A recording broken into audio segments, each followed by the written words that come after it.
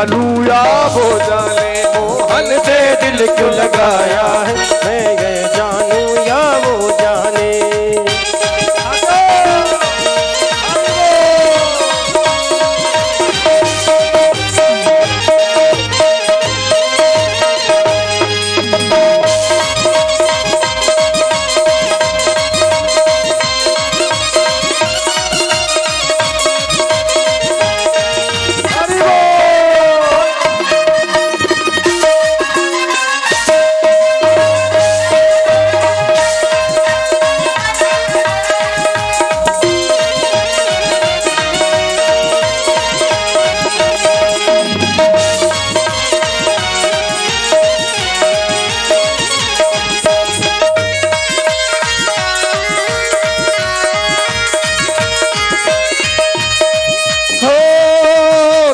प्यार ने दिल दीवाना किया, मुझे इस जग ने बेगाना किया, मुझे इस जग ने बेगाना किया। तेरे प्यार ने दिल दीवाना किया, मुझे इस जग ने बेगाना किया, मुझे इस जग ने बेगाना किया। मैंने क्या खोया क्या पाया है, मैंने क्या खोया क्या पाया है, ये मैं जानू या वो जाने, मोहन से दिल क्यों लगाया है, ये मैं जानू या वो जाने।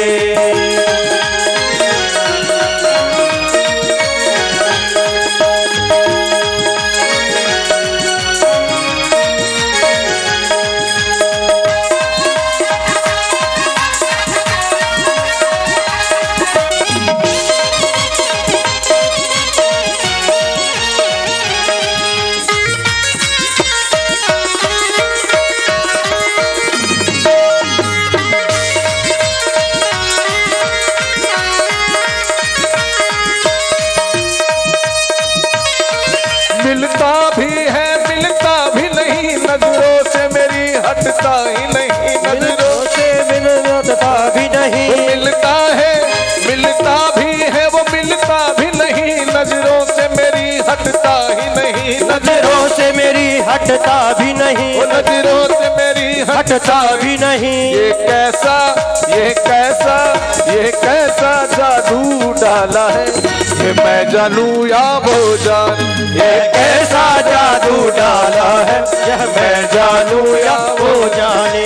ये मैं जानू या वो जाने, ये जानू या वो जाने, ये मैं जानू या वो जाने, यह मैं जानू या वो जाने। मोहन से छलिया से दिल क्यों लगाया है, मैं जानू या वो जाने, ये मैं जानू या वो जाने, ये मैं जानू या वो जाने, ये मैं जानू या वो जाने, मैं जानू या वो जाने।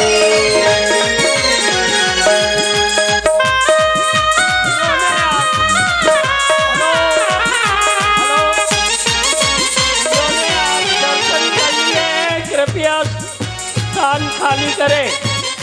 जिन्होंने दर्शन कर लिए हैं अपने स्थान पर विराजे।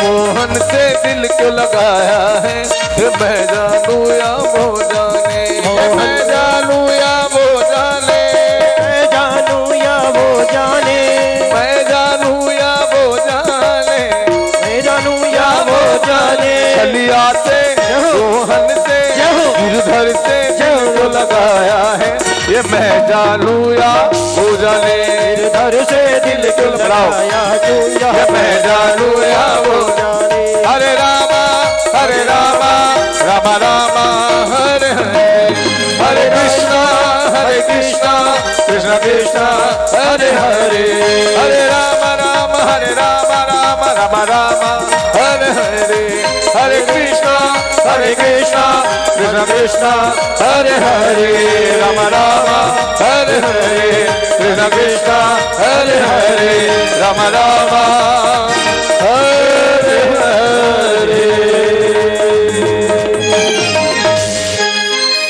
बोलो नरसिंह भगवान की जय हो।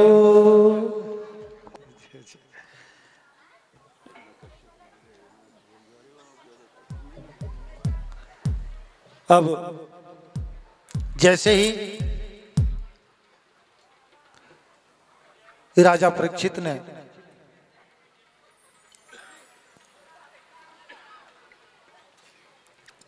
सुखदेव जी महाराज से प्रार्थना की कि महाराज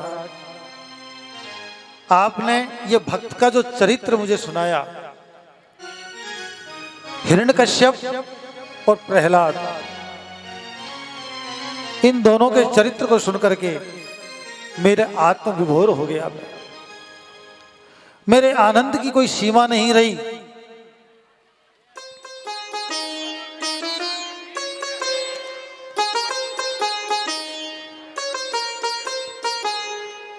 प्रहलाद जी ने कहा कि भगवान, मेरे पिता ने मुझे बड़ी यातनाएं दी। मेरी बुआ है होलिका, उसकी गोद में बिठा करके मुझे जलाने की कोशिश की, ऊपर पर्वतों से नीचे पटका, कई प्रकार की यातनाएं दी। लेकिन आपकी कृपा जब जिसके ऊपर हो जाए तो उसका कौन बाल भी बांका नहीं कर सकता। कौन क्या कर सकता है? ये सब सत्संग की महिमा है।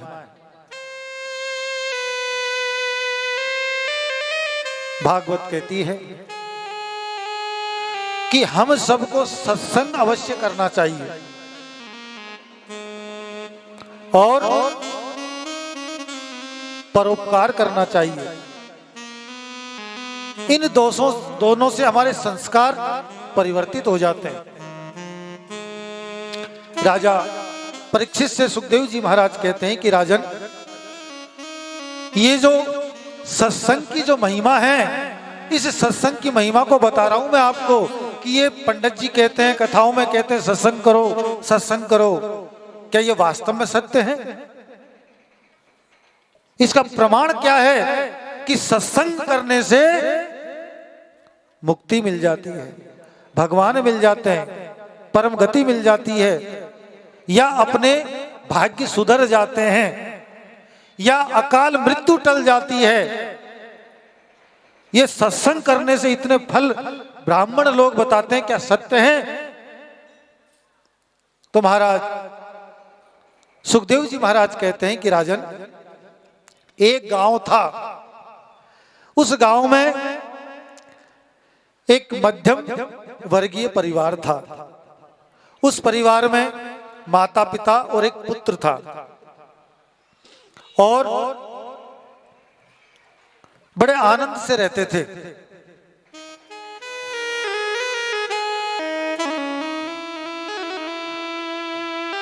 पुत्र की उम्र लगभग 20-25 वर्ष की थी।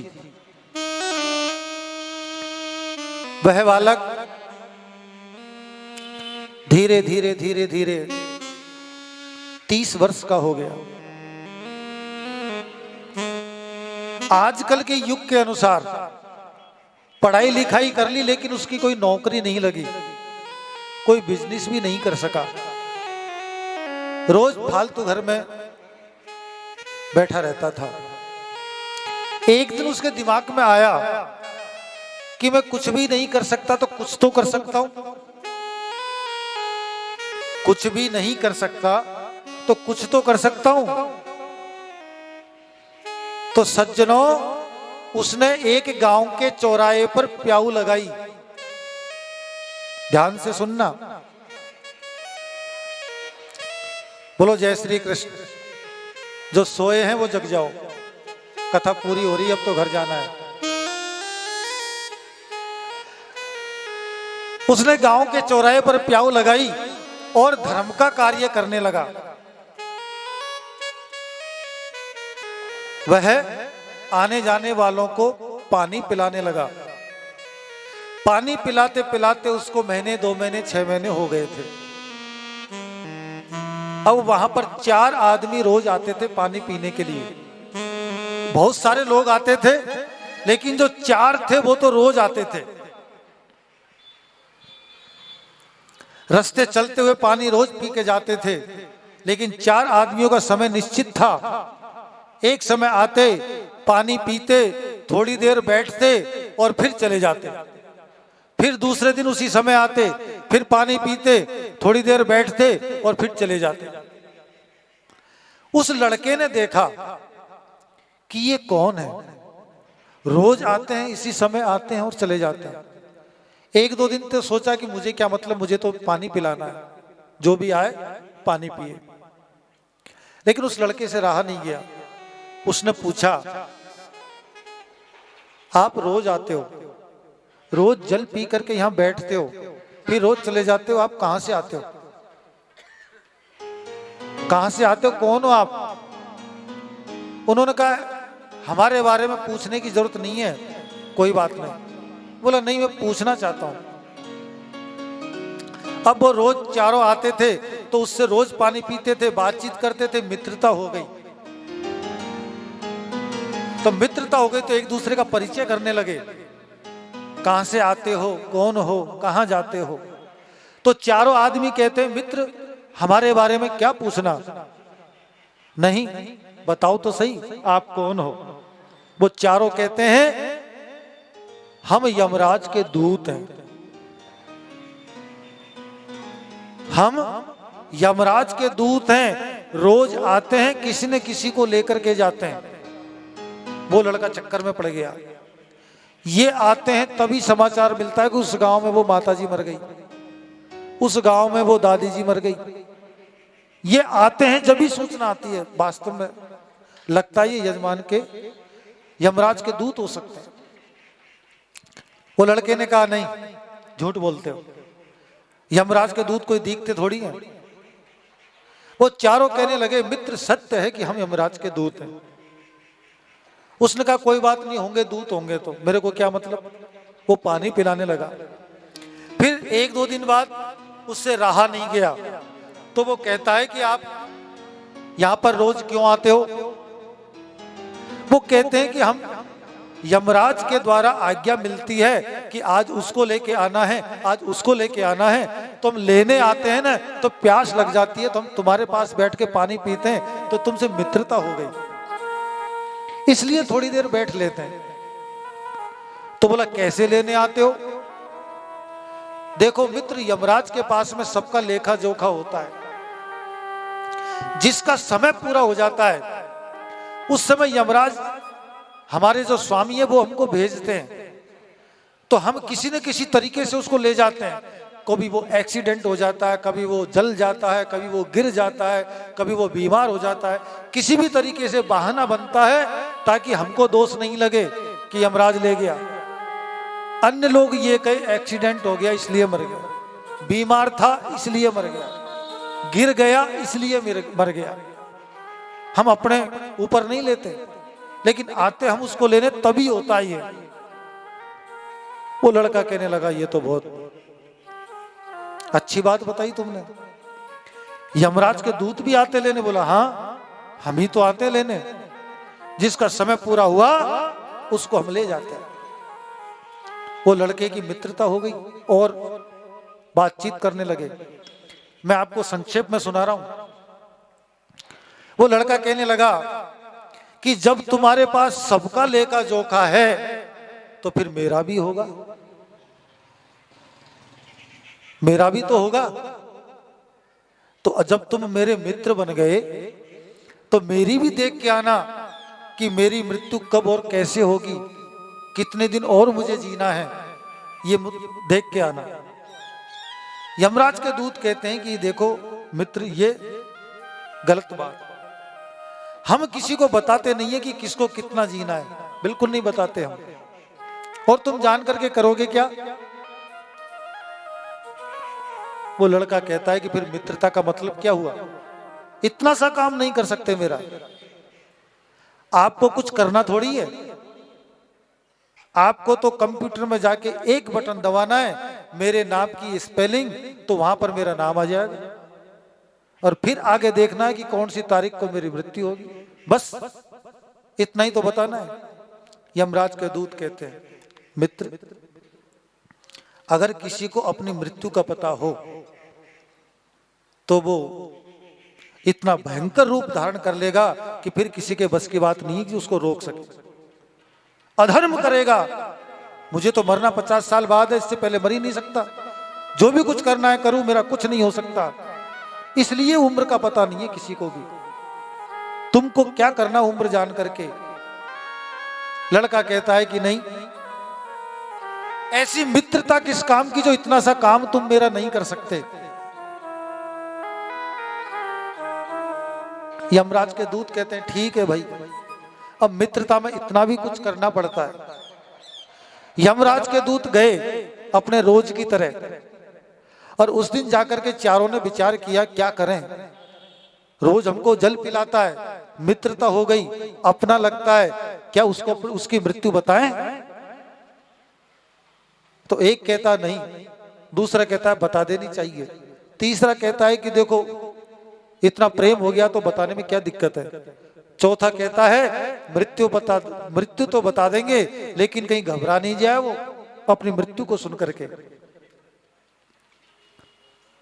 चारों ने वार्तालाप करी, लेकिन चारों का निचोड़ ये निकला कि ठीक है, उसको बता देना चाहिए, वो अपना मित्र है।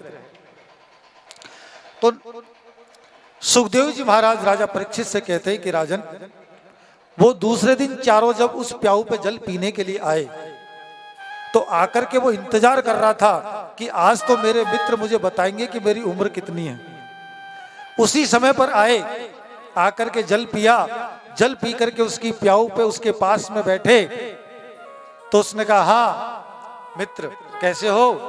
बोला बिल्कुल ठीक। वो आप कल मैंने कुछ कहा था, पता करके आए? वो कहते हाँ हमने देख लिया। बोला देख लिया तो बताओ। बोला बता करके क्या करना? नहीं, मुझे बताओ मेरी उम्र कितनी है, मेरी मृत्यु कब होगी? यमराज के दूत कहते हैं समय नहीं बताया। यमराज के दूत कहते हैं कि जिस दिन तेरा विवाह होगा,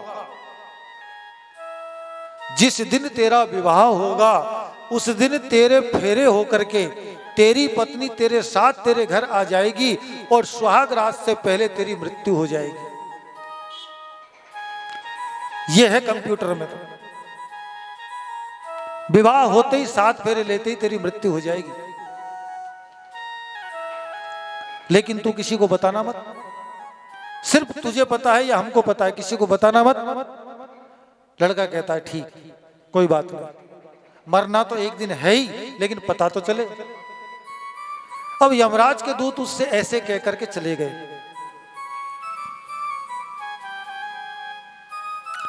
लड़का रोज प्याऊ पे आता और फिर घर चला जाता।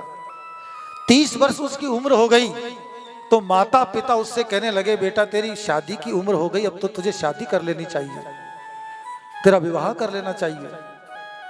लड़का मना करता है कि नहीं मुझे विवाह नहीं करना, लेकिन माँ बाप कहते हैं कि हमारे बुढ़ापे की देखभाल कौन करेगा। एक बेटा है वो भी विवाह करने से मना करता है। लड़का कहता है कि नहीं मुझे नहीं करना, लेकिन घर वाले नहीं मानते। अपने घर वालों को नहीं बता सकता कि मैं क्यों नहीं कर सकता, लेकिन घर वाले उसकी उम्र के अनुसार उसका विवाह कर देते हैं। विवाह कैसे हुआ? उसकी सगाई हो गई। सगाई होने के बाद में फिर एक दिन प्याऊ पर बैठे थे चारों उसके मित्र, तो उनसे कहता है मित्र मेरी सगाई हो गई। बोला कोई बात नहीं, हो जाने दो सगाई। उन चारों मित्रों में से एक मित्र पीछे बैठ करके रो रहा है। एक मित्र पीछे बैठ करके रो रहा है, तो जल पिलाने वाला लड़का उससे कहता है कि मित्र तू क्यों रो रहा है, क्या बात है, क्यों रो रहा है? कई बार पूछने के बाद वो कहने लगा मैं क्या बताऊं तुझे, कैसे बताऊं मैं क्यों रो रहा हूं। अरे बोल बता तो सही। बोला नहीं रहने दे। बोला नहीं बता तू क्यों रो रहा है। तो चौथा कहता है कि मित्र तेरी जो मृत्यु होगी उस मृत्यु का कारण मैं बनूंगा। उस दिन मुझे नाग बन के आना है और जब तू नीचे से ऊपर दूसरी मंजिल पर तेरा कमरा होगा, तेरी पत्नी तेरा इंतजार कर रही होगी तेरे आने का, और तू नीचे से सीढ़ियां चढ़ करके जाएगा, उस समय मैं तुझे डंक मारूंगा और उस समय तेरी मृत्यु हो जाएगी। वो नाग मैं बनूंगा। इसलिए रो रहा हूं कि तूने मुझे इतने दिन पानी पिलाया और मेरे कारण तेरी मृत्यु होगी। बोलो जय श्री कृष्ण।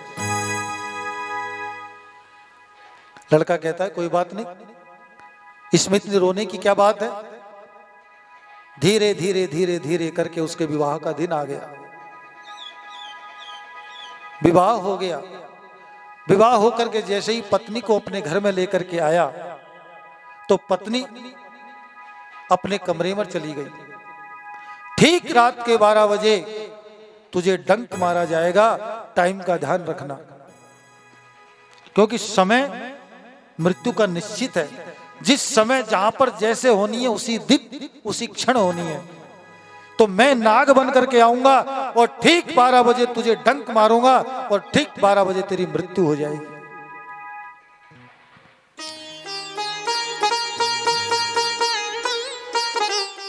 रात के 10 बज रहे थे। अपने घर वालों से वार्तालाप करके वह जब जाने लगा तो 11 बज गए थे। उसकी पत्नी गेट पर खड़ी है, अपने पति का इंतजार कर रही है कि मेरे पति आएंगे और मेरे घूंघट को उठा करके मेरे से बात करेंगे। हे राजन, रोते रोते वो नाग 11:30 बजे ही सीढ़ियों के पास आकर के बैठ गया। 11 बजे, 11:30 बजे जब वो चढ़ने लगा तो सांप ने उसको देखा, मित्र को, और मित्र ने सांप को देखा और दोनों एक दूसरे को देख करके और मुस्कुराने लगे।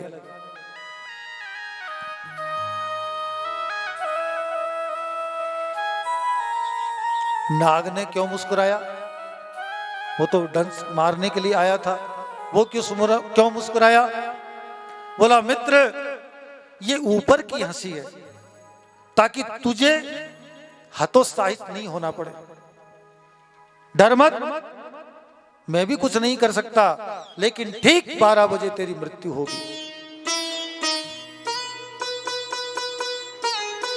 पत्नी ने अपने पति को अपने हाथ से भोजन कराने के लिए भोजन का थाल सजा रखा था।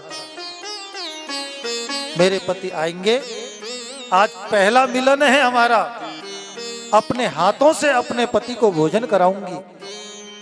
इंतजार कर रही है अपने पति के आने की।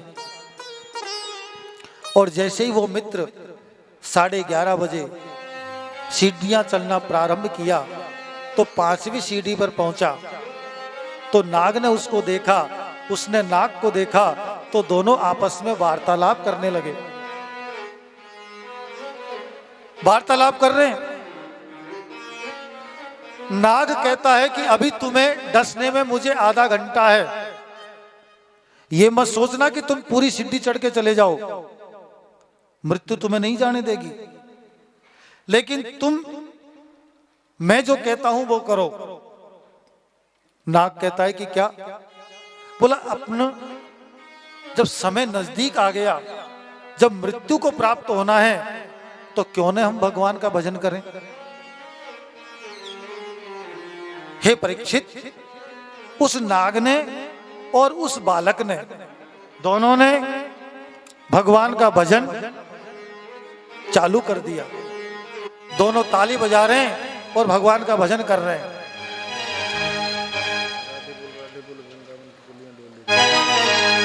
राधे बो, राधे बो, वृंदावन की गलियन डोल। कृष्ण बो, कृष्ण बो,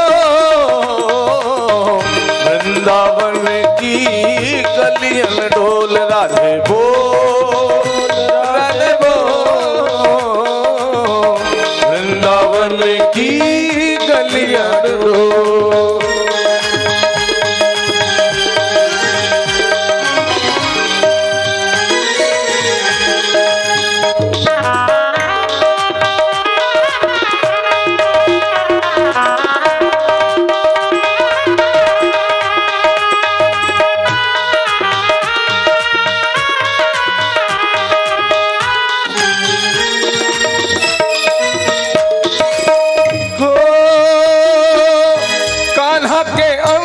अंग पीतांबर सोहे, कान्हा के अंग पीतांबर सोहे, कान्हा के अंग पीतांबर सोहे। राधा की चुनरी है अनमोल, राधा की चुनरी है अनमोल। वृंदावन की गलियन डोल, राधे बोल राधे बोल, वृंदावन की गलियन डोल।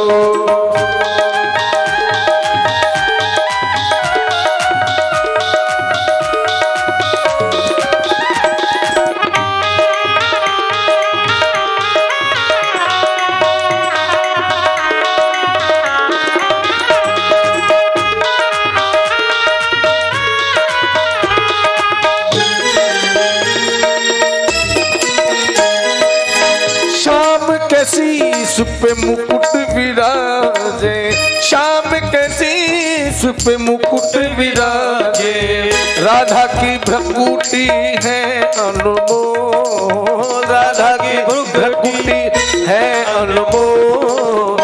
वृंदावन की गलियन डोल, राधे बोल राधे बोल, वृंदावन की गलियन डोल।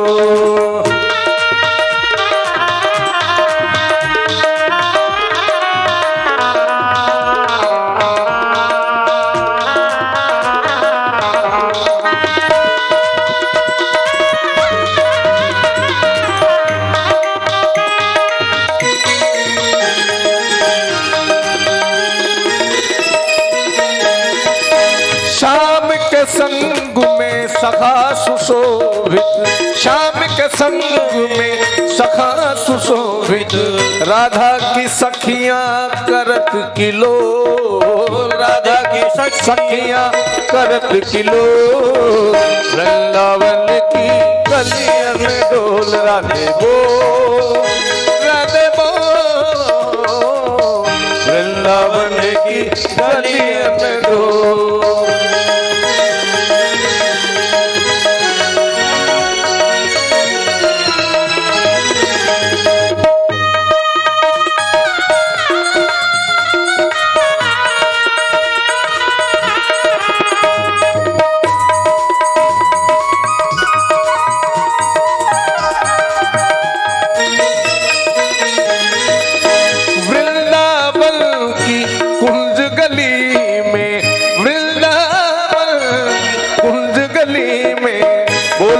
बोल राधे राधे राधे बोल राधे बोल राधे राधे राधे बोल।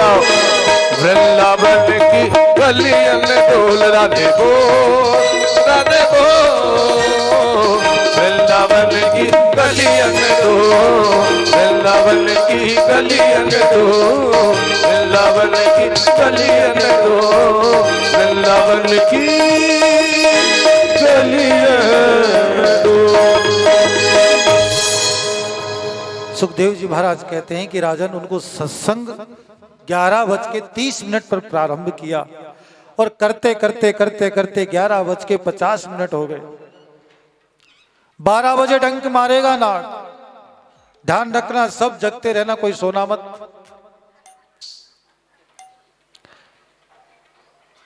दोनों सत्संग कर रहे हैं।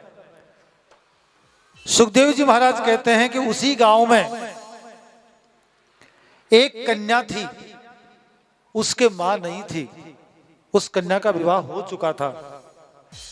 उसके बूढ़े पिता थे, उस पिता के पास में वो कन्या रहती थी। उस कन्या के गर्भवती थी वो कन्या, लेकिन पिता गरीब था, उसके खाने पीने की पूर्ण व्यवस्था उसके पिता के पास नहीं थी। उसी रात उस कन्या ने अपनी प्रसव पीड़ा को सहन करते करते करते करते राजन एक बालक को जन्म दिया। बोलो जय श्री कृष्ण। उस एक बालक को जन्म दिया और बालक को जन्म देते ही जोर जोर से चिल्लाने लगी, पिताजी मुझे कुछ खाने को लाओ, भूख लग रही है। पिताजी कुछ खाने को लाओ, मुझे भूख लग रही है। पिताजी कुछ खाने को लाओ, मुझे भूख रही है। लग रही है, नहीं तो मैं इस बच्चे को खा जाऊंगी। भूख लग रही है, इस बच्चे को खा जाऊंगी, जल्दी से कुछ खाने को दो।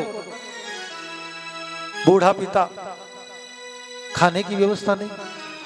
रात के 12 बजे कहां जाए, किसके पास जाए मांगने, क्या पता किसी के पास कुछ व्यवस्था है कि नहीं। लेकिन मेरी बेटी की प्रसव पीड़ा हुई है, ये अपने बच्चे को नहीं खा जाए, इसलिए बूढ़ा पिता रात के 12 बजे अपने घर से बाहर निकलता है और निकल करके कहता है, कोई भोजन दे दो, मेरी कन्या तड़फ रही है भूख की वजह से, कोई भोजन दे दो, कोई अन्नदाता है, कोई भोजन दे दो।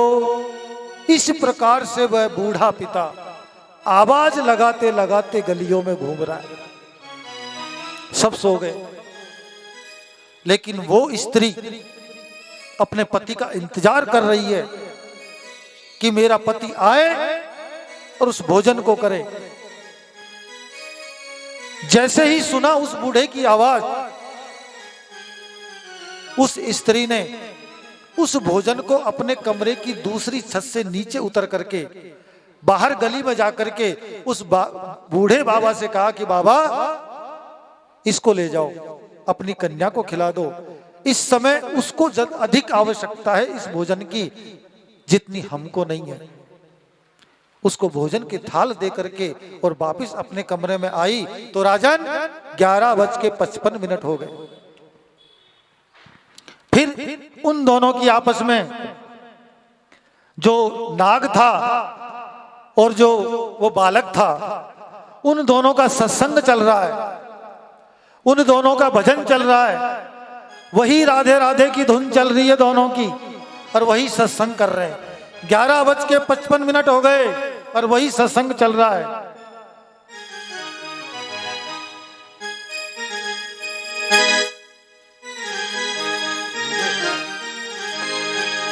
मैं तो रटूं सदा तेरा नाम, दयालु दया करो। मैं तो रटूं सदा तेरा नाम, दयालु दया करो। रहूं खोई खोई, रहूं खोई खोई, रहूं खोई खोई आठोया, दयालु दया करो, दयालु दया करो। मैं तो रटूं सदा तेरा नाम, दयालु दया करो, दयालु दया करो।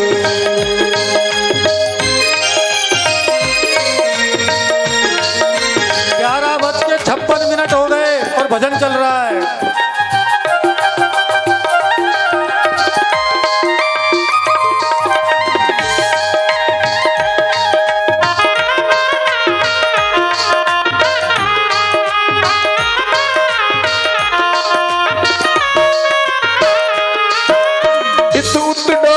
कहीं कहीं राधा, इत उत डोलू कहीं कहीं राधा। मिट जाए जीवन की सब बाधा, मिट जाए जीवन की सब बाधा। कहीं मिल जाए, कहीं मिल जाए, कहीं मिल जाए घनश्याम, दया करो। कहीं मिल जाए घनश्याम, दयालु दया करो। मैं तो रटूं श्री राधा राधा नाम, दयालु दया करो, दयालु दया करो। 11:58 हो गए, दोनों का निरंतर भजन चल रहा है।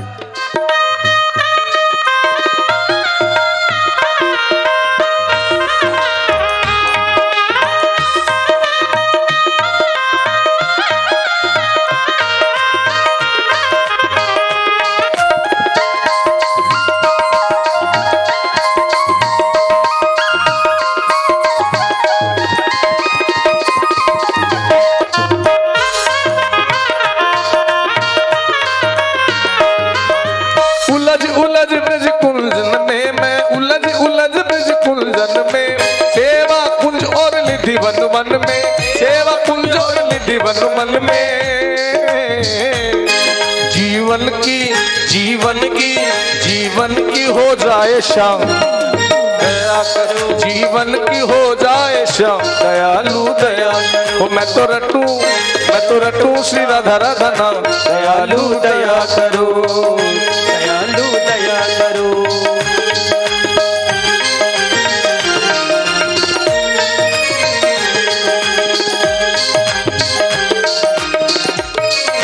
12 बजने में सिर्फ 20 सेकंड है, सिर्फ 20 सेकंड। 20 सेकंड बाद में 12 बज जाएंगे और वह नाग अपने मित्र से कहता है कि मित्र मुझे माफ करना, हे मित्र मुझे माफ करना। क्यों? कि यमराज का आदेश है कि आज रात के 12 बजे तुझे डसना ही पड़ेगा। 10 सेकंड शेष रह गए और दोनों का भजन चल रहा है, जोर से भजन कर रहे हैं दोनों। अब तो आस यही जीवन की, अब तो आस यही जीवन की, हो अब तो आस यही जीवन की, अब तो आस यही जीवन की। हो रज मिल जाए मोए श्री चरणन की, रज मिल जाए श्री चरणन की। अब निकले अब निकले अब निकले तन से प्राण, दयालु दया करो। अब निकले तन से प्राण, दयालु दया करो। मैं तो रटूं श्री राधा राधा नाम, दयालु दया करो, दयालु दया करो, दयालु दया करो, दयालु दया करो, दयालु दया करो। ठीक 12 बज गए। जैसे ही ठीक 12 बजे नाग आया और जोर से जैसे ही फण मारा, कुछ भी नहीं हुआ। फिर नाग वापिस गया, दूर गया, दूर से दौड़ के आया, फिर गुस्सा करके जोर से फण मारा, फिर कुछ नहीं हुआ। नाग कहने लगा, मित्र आज तक इतना विषैला नाग मैं, और मेरे फण के जहर से आज तक कोई बच नहीं सका, ये क्या हो रहा है? कहीं रॉन्ग नंबर तो नहीं लग गया? फिर कोशिश की, फिर 2-4 बार फण मारा, फिर भी कुछ नहीं हुआ। बोला जहर चढ़ रहा है? बोला नहीं। कुछ हो रहा है? बोला नहीं। आंखों में अंधेरा आ रहा है? बोला नहीं। मरने वाला है? बोला पता नहीं। चलो एक बार कोशिश और करता हूं। नाग पीछे गया, विकराल रूप धारण किया और जोर से आकर के उसके पैर में फण मारा, फिर भी कुछ नहीं हुआ। नाग चक्कर में पड़ गया। मैं इतना विषैला, कूट कूट के जहर बसा हुआ है मेरे अंदर, और इसको फण मारा, ये नहीं मरा। उसने कहा मित्र तुम यहीं खड़े रहना, मैं अभी आता हूं। नाग तुरंत यमलोक गया, यमराज के पास। यमराज से जाकर हाथ जोड़ के कहता है कि प्रभु ये क्या कर रहे हो? बोला क्या हुआ? बोला कर क्या रहे हो ये? बोला मैं कुछ नहीं कर रहा। जिसको लेने के लिए भेजा, जिसका अंतिम समय आ गया, जिसको 12 बजे मरना चाहिए था, 12 बजने के बाद 5 मिनट हो गए फण मारते मारते, आपके यहां तो एक पल भी इधर उधर नहीं होता। जिस समय जिसकी मृत्यु होती है उसका तो बाल भी बांका नहीं हुआ, क्या कर रहे हो ये? यमराज ने तुरंत अपने बही खाते खोले, कंप्यूटर खोला, जाकर के देखा उसका नाम पता भी बिल्कुल ठीक है, उसका समय भी बिल्कुल ठीक है, जिसके द्वारा मारा जाएगा वो भी बिल्कुल ठीक है। तो ये क्या सिस्टम हो रहा है? कहीं वायरस तो नहीं आ गया कंप्यूटर में? उसको साफ किया। फिर यमराज की जब पार नहीं पड़ी तो वो गोविंद के पास में गया, बैकुंठ में, नारायण के पास। नारायण से जाकर के कहता है कि महाराज मनुष्यों की उम्र का हिसाब किताब आपने मुझे दे रखा है, और जब जिसकी मृत्यु आती है उसको लेने मेरे दूत जाते हैं। बोला बिल्कुल ठीक, लेकिन आज अचंबा हो गया। ठीक 12 बजे उसकी मृत्यु थी, उसी दिन थी, लेकिन वो मरा नहीं, 5 मिनट ज्यादा जी लिया। उसके जीवन के 5 मिनट ज्यादा निकल गए। यमराज कहता है कि महाराज ये हो क्या रहा है? भगवान नारायण कहते हैं कि देखो समय भी बिल्कुल ठीक है, मनुष्य भी बिल्कुल ठीक है, जिसके द्वारा मारा जाना है वो भी बिल्कुल ठीक है, लेकिन वहां पर एक परिवर्तन हो गया।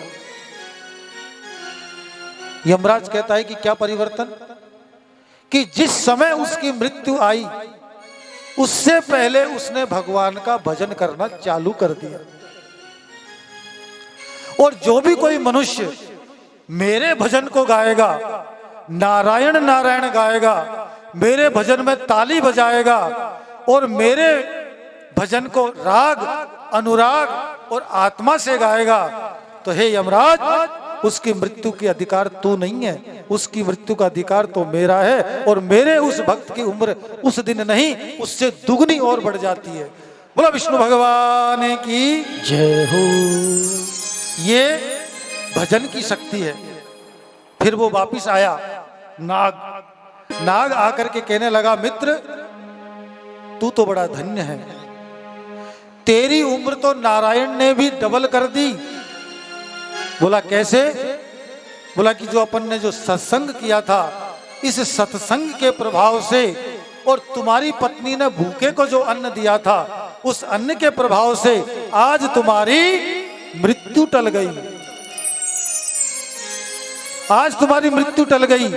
इसलिए भगवान बोलिए नारायण भगवान की जय हो। सुखदेव जी महाराज कहते हैं कि राजन, संसार के लोगों को ये ज्ञान होना चाहिए। हम भागवत सुन रहे हैं तो भागवत का हमको पता होना चाहिए कि भागवत कहती क्या है, भागवत बताती क्या है, और भागवत सुनने के बाद करना क्या चाहिए। इसलिए अपने जीवन में दूसरे का परोपकार करना और भगवान का भजन करना मत छोड़ना, अगर अपने जीवन को सार्थक बनाना हो तो। अब भजन करने के तरीके होते हैं। एक बात ध्यान देने की है कि पंडित जी हम तो घर का इतना सारा काम करते हैं, महाराज भजन कैसे करें? भजन करने के लिए कोई समय नहीं होता है। आप रोटी बनाओ तो भजन करते जाओ, आप सब्जी बनाओ तो भजन करते जाओ, आप झाड़ू लगाओ तो भजन करते जाओ, आप कपड़े धो तो भजन करते जाओ। भजन करने का समय नहीं होता। भजन तो अपने रोम रोम में बस जाता है और हर पल भगवान का भजन करना चाहिए। बोलो कृष्णचंद्र भगवान की जय हो। आप लोग कल की कथा में 52 भगवान का अवतार, श्री राम अवतार और श्री कृष्ण अवतार की कथा का श्रवण करेंगे। नंदोत्सव भी कल होगा। 12 बजे आपको आना है, तब जाकर के पूरी कथा आप सुन पाओगे। आप लोग, हम 12 बजे कथा प्रारंभ कर देंगे। अब जिसको पूरी सुननी है वो आ जाना, जिसको लेट सुननी है वो लेट आ जाना। और पीले वस्त्र पहन के आना, ताकि नंद उत्सव में अपन आराम से नंदोत्सव कर सके भाव से। और जो भी कोई उछाल या बधाई लेकर के आए तो सीधे ला करके एक जगह पर रख दे। अपने अपनी उछाल अपने वहां से नहीं उछाले, यहाँ पे इकट्ठी करके फिर सबके ऊपर उछाल बांटी जाएगी, बधाइयाँ दी जाएगी। सब लोग अपने अपने स्थान पर वहीं पर खड़े होकर के धीरे धीरे आरती के लिए खड़े होंगे। आज की कथा को सुखदेव जी महाराज यहीं पर विश्राम देते हैं। बोले सुखदेव जी महाराज की, बोलो व्यास जी महाराज की, श्री भागवत महापुराण की, भक्त और भगवान की बोलो, आज के आनंद की जय हो। जय जय श्री राधे, जय जय श्री राधे, जय जय श्री राधे।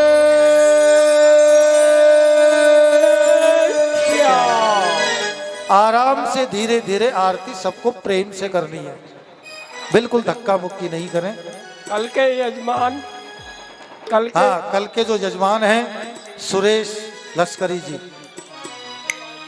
और वेद प्रकाश लश्करी जी, कल के जो यजमान हैं ये वो हैं।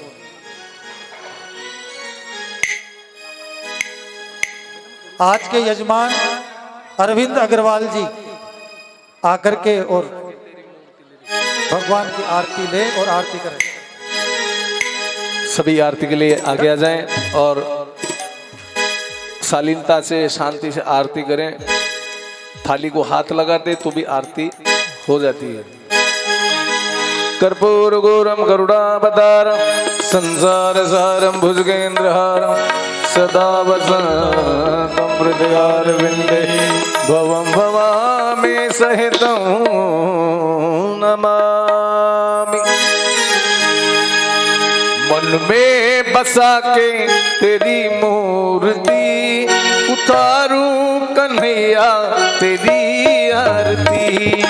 मन में बसा के तेरी मूर्ति उतारूं है गिरधर तेरी आरती। मन में बसा कर तेरी मूर्ति उतारूं है गिरधर तेरी आरती।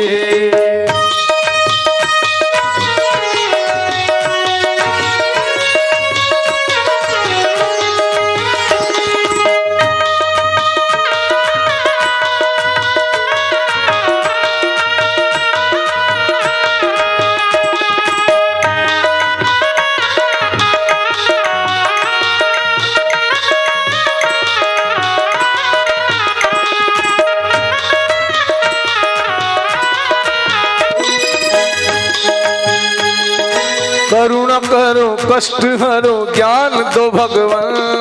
भव में फंसी नाव मेरी तार दो भगवान। करुणा करो कष्ट हरो ज्ञान दो भगवान। भव में फंसी नाव मेरी तार दो भगवान। दर्द की दवा तुम्हारे पास है। दर्द की दवा तुम्हारे पास है। जिंदगी दया की है भीख मांगती। मन में बसा कर तेरी मूर्ति उतारूं कन्हैया तेरी आरती। मन में बसा कर तेरी मूर्ति उतारूं कन्हैया तेरी आरती।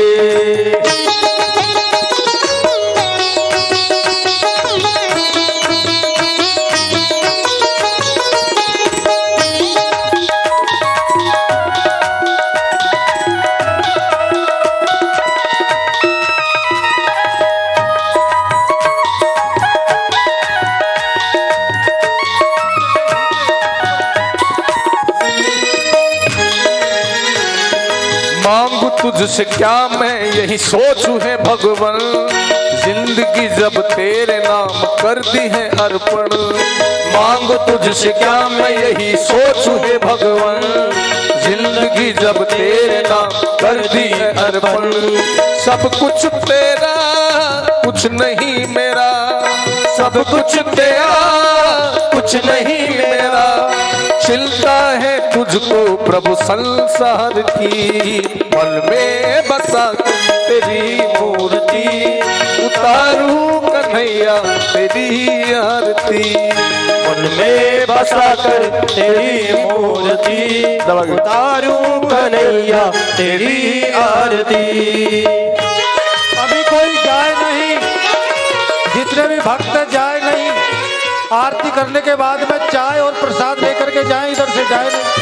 पीछे से जाने वाले वापिस आ जाओ, वापिस आ जाओ।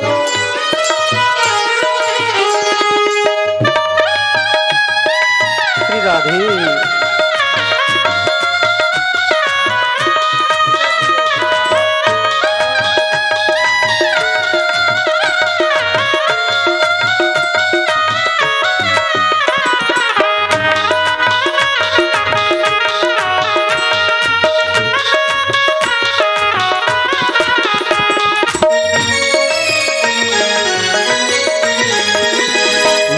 तेरी महिमा गाय संत करे ध्यान।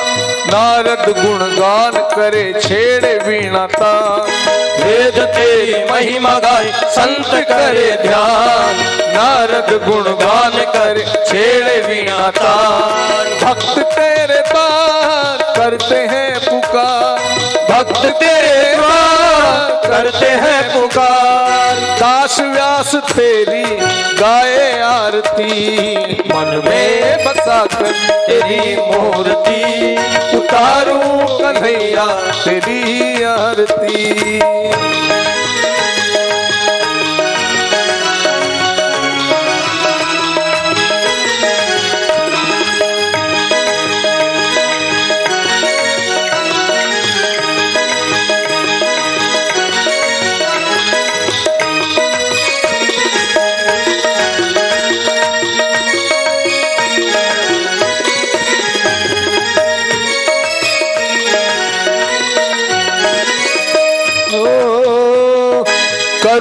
करो कष्ट हरो ज्ञान दो भगवान, भव में फंसी नाव मेरी तार दो भगवान। करुणा करो कष्ट हरो ज्ञान दो भगवन, भव में फंसी नाव मेरी तार दो भगवन। करुणा करो कष्ट हरो ज्ञान दो भगवान, भव में फंसी नाव मेरी तार दो भगवान।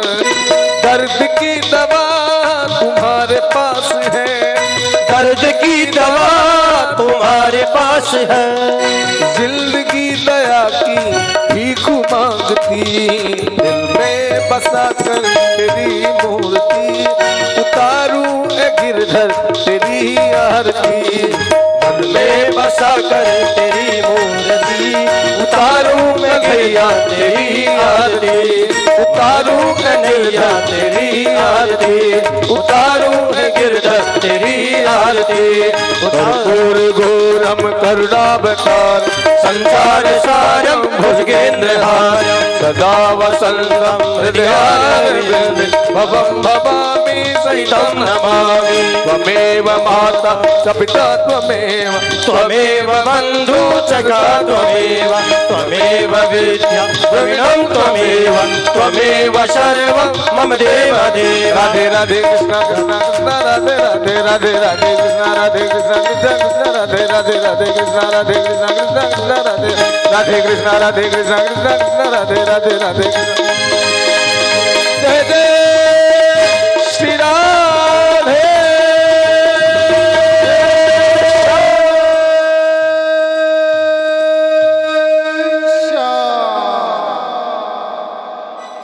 बोला वृंदावन बिहारी लाल की, आनंद की। सब लोग चाय और प्रसाद लेकर के जाना, ये भगवान का प्रसाद है, सबको लेना चाहिए।